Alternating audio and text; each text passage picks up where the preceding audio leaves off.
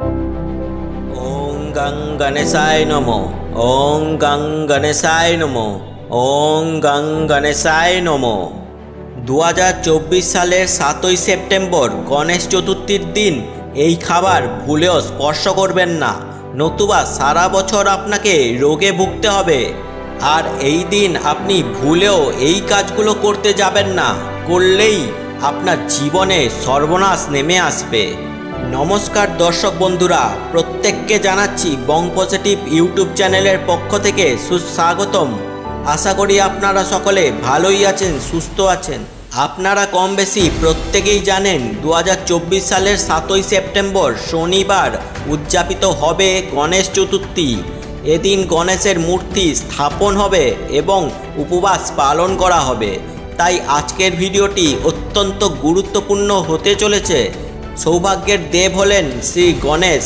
শ্রী গণেশ হলেন সিদ্ধিদাতা, অর্থাৎ সকল কাজে সফলতা তিনি প্রদান করেন। এই কারণে সমস্ত শুভ কাজে, এমনকি সমস্ত পুজোর শুরুতে সিদ্ধিদাতার পূজা করা হয়। সিদ্ধিদাতার আশীর্বাদে সমস্ত কাজে সফলতা আসে।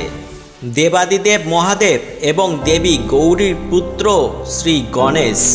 এমনটা বিশ্বাস করা হয় এই গণেশ চতুর্থীর দিনের মাহাত্ম্য অনেক বেশি। তাই এই শুভ দিনে আপনারা যেমন এই খাবারগুলিকে ভুলেও মুখে তুলবেন না, ঠিক তেমনই ভুলেও স্পর্শ করবেন না। এমনটা বিশ্বাস করা হয় যে কোনো ব্যক্তি এই গণেশ চতুর্থীর দিন এই খাবারগুলি যদি গ্রহণ করেন, তবে সুনিশ্চিতভাবে সে যেমন সারা বছর রোগে ভোগেন, ঠিক তেমনই তার শরীরের কার্যক্ষমতা খুব তাড়াতাড়ি হ্রাস পায়। আপনারা কম বেশি প্রত্যেকেই জানেন যে পার্বতীপুত্র শ্রী গণেশ জন্মগ্রহণ করেছিলেন ভাদ্র মাসের শুক্লপক্ষের চতুর্থী তিথিতে।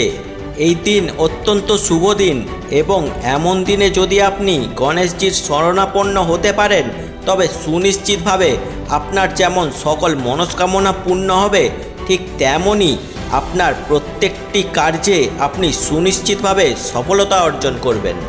এদিন কোন কাজগুলো ভুলেও করবেন না এবং কোন কাজগুলো করা অত্যন্ত আবশ্যক, কোন কোন খাবারগুলো ভুলেও খাবেন না, জানাবো আজকের এই ভিডিওতে। তাই ভিডিওটি স্কিপ না করে মন দিয়ে শেষ পর্যন্ত দেখুন। তাই আর দেরি না করে এবার চলুন মূল বিষয়ে যাওয়া যাক। শনিবার সারা দেশে পালন করা হবে গণেশ চতুর্থী। এই দিনটি হিন্দু ধর্মাবলীদের কাছে অত্যন্ত গুরুত্বপূর্ণ একটি দিন। অনেকেই সিদ্ধিদাতা গণপতির পুজো করে মুক্তি লাভের চেষ্টা করেন। গণপতির কৃপায় বহু কষ্ট লাঘব হয়।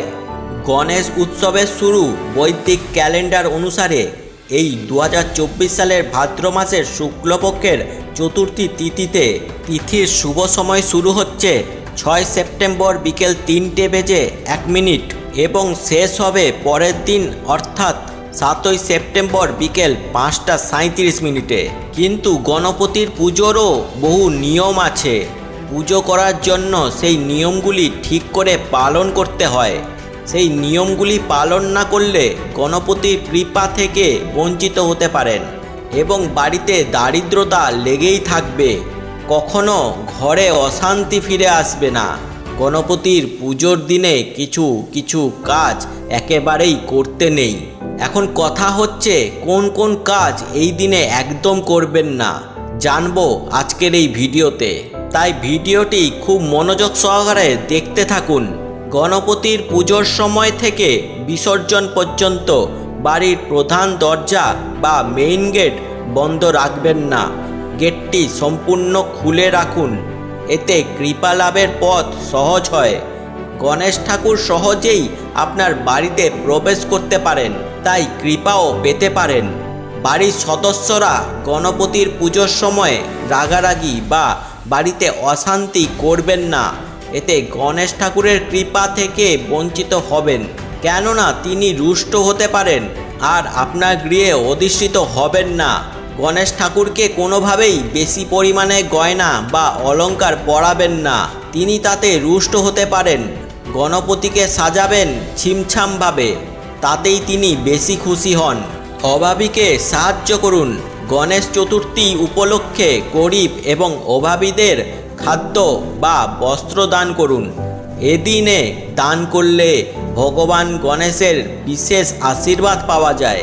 এই মন্ত্রটি জপ করুন গণেশ চতুর্থীর সময়। ওং গং গণপতে নমঃ বা ওম বিঘ্নেশায় নমঃ মন্ত্রটি জপ করুন।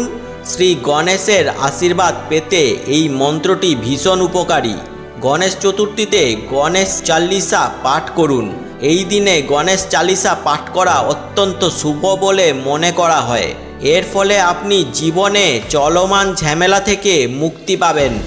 গণেশ চতুর্থীর দিনে জুয়া খেলবেন না। টাকা পয়সা নিয়েও এদিন কোনো ধরনের খেলা খেলবেন না। গণপতি এতে রুষ্ট হতে পারেন। এমনকি লটারির টিকিট বা বিনিয়োগের বিষয়েও সাবধান থাকুন। অর্থ নিয়ে কোনো কিছুই না করা ভালো। গণপতির পূজার সময় এদিন ভুলেও মদ্যপান করবেন না। বাড়িতে পুজো চলাকালীন তো বটেই, গোটা দিনই মদ্যপান না করাই ভালো। পেঁয়াজ রসুন জাতীয় খাবারও এদিন ভুলেও খাবেন না এবং আমিষ পদ অবশ্যই এড়িয়ে চলুন। এদিন পুজো হলে চেষ্টা করুন নিরামিষ খাবারই বাড়িতে রান্না করতে, তাতে গণপতি খুশি হবেন। গণেশ চতুর্থীর পুজো চলাকালীন গণেশ ঠাকুরকে বাড়িতে কখনো একা রাখবেন না। কেউ না কেউ দেবতার কাছে থাকুন। ওকে বাড়িতে একা রেখে সকলে বেরিয়ে গেলে উনি রুষ্ট হতে পারেন। তাই গণপতির পুজোর দিনে এই বিশেষ সচেতনতা থাকা দরকার। আরও নতুন নতুন আপডেট পেতে এবং ভগবানের বাণী শুনতে এই চ্যানেলটিকে অবশ্যই সাবস্ক্রাইব না করা থাকলে সাবস্ক্রাইব করে নেবেন এবং ভিডিওটি ভালো লাগলে শেয়ার করতে ভুলবেন না। আর কমেন্টে লিখুন জয় গণপতি বাপ্পা।